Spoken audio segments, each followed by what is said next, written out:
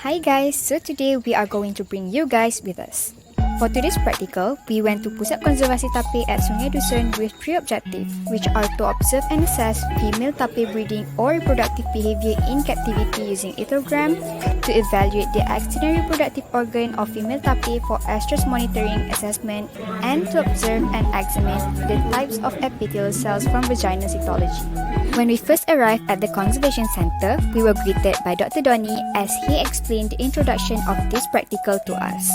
This estrus assessment of Malayan tapir through behavior observation, vulvar score and vaginal cytology is known as the non-invasive technique to monitor animals without disturbing their normal behavior, ecology or physiology. Many commonly used techniques such as the transmitters or tagging or capture to obtain a biological sample or accurate visual observations.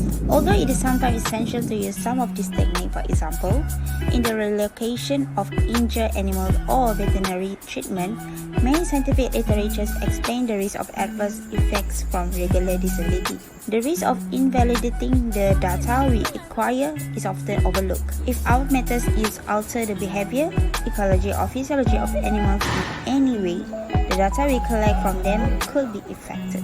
Traditionally, hormones were obtained from blood. This method has its own advantage and disadvantage. The result can be more accurate, but the disadvantage is the invasiveness of this method that can give a negative implication to the animal welfare. This practical is divided to three parts, which are the observation of breeding behavior, the evaluation of external reproductive organs, and the examination of slight from vaginal cytology.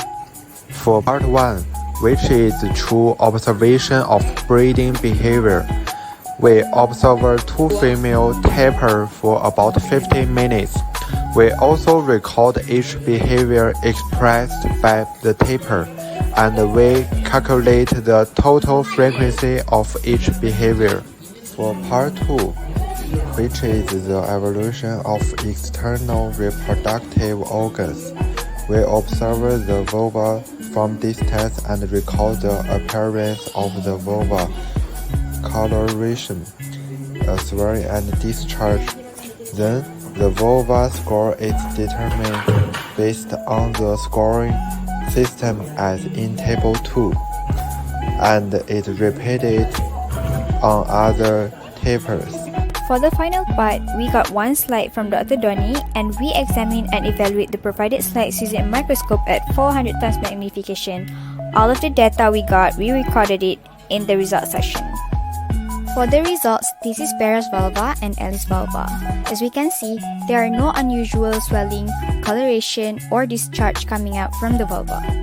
Next, this is the vaginal cytology of Bera under microscope.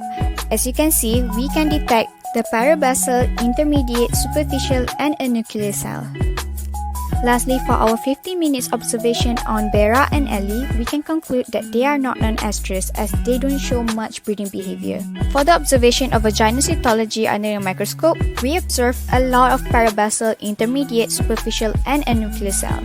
As a conclusion, from this field trip, we able to learn more about tapir, especially regarding tapir's reproductive system and behavior. Although we are unable to observe any vulvar swelling happening, we still managed to observe tapir's behavior within a period of time given.